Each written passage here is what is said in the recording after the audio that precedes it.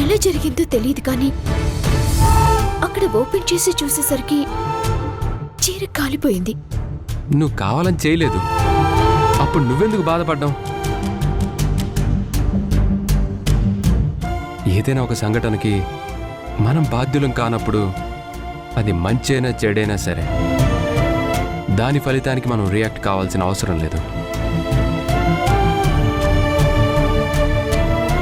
నువ్వే తప్పు చేయలేదని మేడం తర్వాత అర్థం చేసుకుంటారు.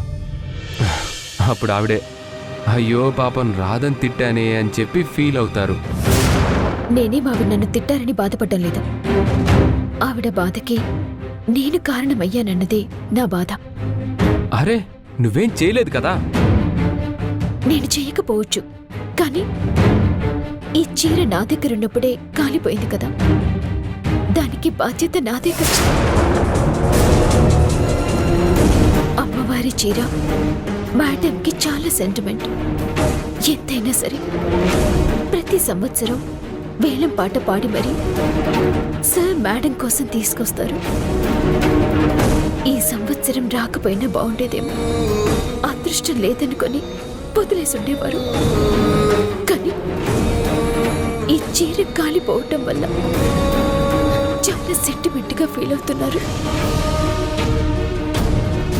10 కోట్ల కాంట్రాక్ట్ పోయినప్పుడు కూడా మేడం మొహంలో ఇంత బాధని చూడలేదు. ఇది కాకపోతే ఇంకొకటి వస్తుందని తిరిగి ధైర్యం చెప్పేవారు. అలాంటిది ఆవిడ్ని ఇలా చూసేసరికి నాకు చాలా బాధగా ఉంది.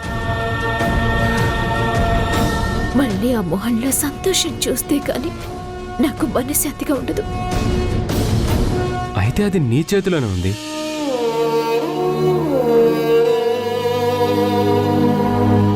నా చేతిలోనే ఉంటే నేనెందుకిలా ఏడుస్తూ కూర్చుంటాను? వెటకారం వద్దు మనోహర్. అయ్యో వెటకారం కాదు, నేను సీరియస్గానే చెప్తున్నా. నువ్వు డిప్రెషన్లో ఉండి ఆలోచించట్లేదు కానీ లేదంటే నీకే అద్భుతమైన ఐడియాలు వచ్చుండేవి. నాకైతే ఏ ఐడియాలు రావటం లేదు. నీకేమైనా వస్తే చెప్పు. మేడం గారి మొహంలో నవ్వు చూడాలి అంతే. అలా అయితే మళ్ళీ ఆ చీర కట్టుకునేలా చేయడమే. వెటకారం వద్దని చెప్తున్నాను కదా. కాలిపోయిన చీర కట్టుకోవటానికి ఎలా పనికొస్తుంది? ఇప్పుడు నీ ఫోన్ స్క్రీన్ పగిలిపోయిందనుకో, ఫోన్ పడేస్తావా? స్క్రీన్ మార్చుకొని వాడుకుంటాం కదా. అలానే ఇల్లు పైకప్పు పాడైపోయిందనుకో, ఇల్లు వదిలేసి వెళ్ళిపోతావా? రిపేర్ చేయించుకొని అదే ఇంట్లో ఉంటాం కదా. ఏదైనా సరే ఎక్కడ పాడైపోయిందో అక్కడ సరిచేస్తే సరిపోతుంది కదా. అంతా పోయినట్టు ఎందుకంత బాధపడ్డాం?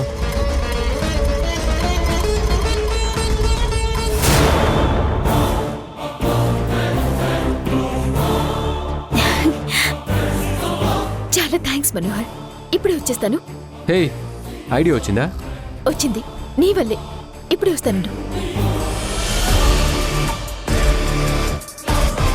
ఏంటో రాధా అన్నిటికీ ఫీల్ అవుతుంది.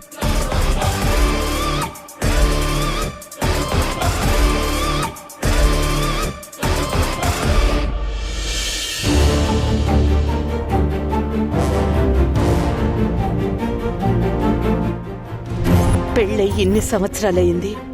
ప్రతి సంవత్సరం అమ్మవారి చీర తెచ్చిస్తున్నారు. ఇంతకు ముందు ఎప్పుడూ ఇలా జరిగింది లేదు.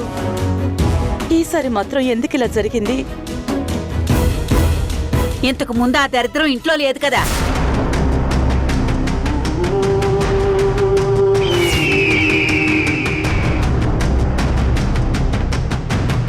అవునమ్మా, నానమ్మ రాధని తిడుతూ ఉంటే పాపం ఎందుకు ఊరికే తిడుతోంది అనుకున్నాను గాని ఎందుకో ఇప్పుడు అర్థమైంది. నిజమే అత్తయ్యా, పొద్దున్న గాయత్రి చేతి మీద వేణీళ్లు పోసింది. ఇప్పుడు అక్కయ్య చీర తగలబెట్టింది. ముందు ముందు ఇంకేం చేస్తుందో.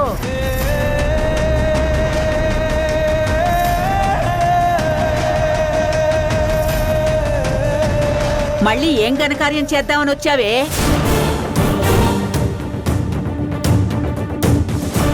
అసలు నీకేం అన్యాయం చేసావే మా వాళ్ళని ఇలా ఏడిపిస్తున్నావు?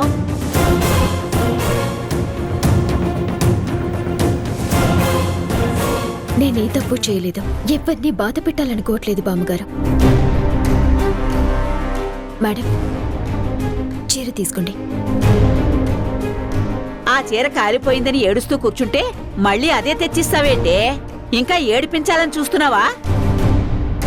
మేడం, తీసుకోండి. చూస్తే మీరు హ్యాపీగా ఫీల్ అవుతారు.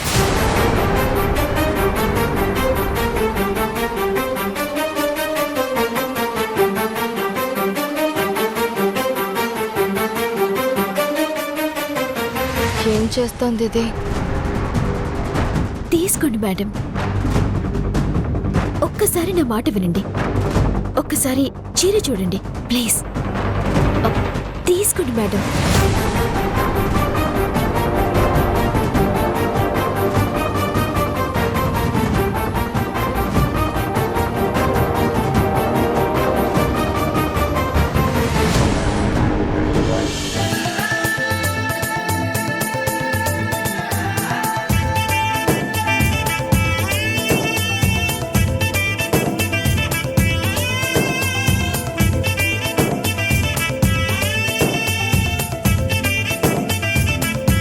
ఎలా ఉంది మేడం?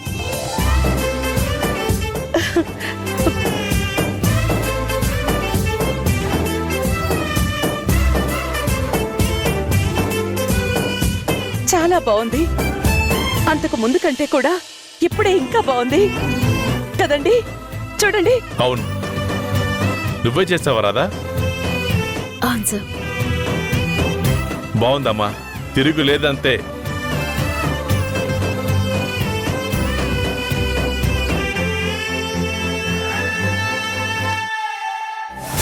నేను దీన్ని బ్యాట్ చేద్దామని చీర కాల్ చేస్తే దాని మీద డిజైన్ వేసుకొచ్చి మళ్ళీ మార్కులు కొట్టేసింది.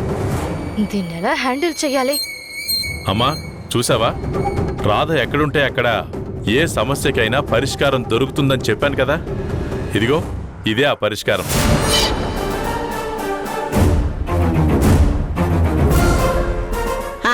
గొప్ప పరిష్కారం వచ్చిందిలే. అసలు సమస్య దాని వల్ల వచ్చిందన్న సంగతి మర్చిపోవద్దు. సమస్య రాధ వల్లే వచ్చుండొచ్చు బామ్మగారు, కానీ కావాలని చేయలేదని రుజువైంది కదా.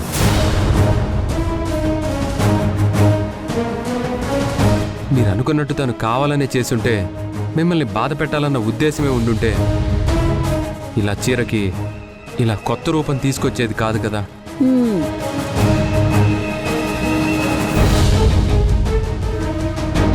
ఏదైనా వస్తువు కాస్త పాడైతే చెడిపోయిందని చాలా బాధపడిపోతాం మేడం. కానీ కాస్త రూపం మార్చుకుంటే అది ఇచ్చే ఆనందమే కొత్తగా ఉంటుంది.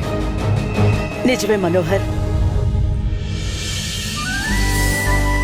నువ్వేంటో తెలిసినా కూడా పొరపాటుకి తప్పుకి తేడా తెలియకుండా ఏదేదో అన్నాను. అదేం పట్టించుకోకు రాధా. అయ్యో పర్వాలేదు మేడం, ఇప్పుడు మీ బాధ పోయింది కదా, అది చాలు. చీర రెడీ అయింది కదా, ఫంక్షన్కి వెళ్ళండి మేడం. ఫంక్షన్కా? చీర కాలిపోయింది కదా అని సెంటిమెంట్గా వెళ్ళకూడదనుకున్నాను.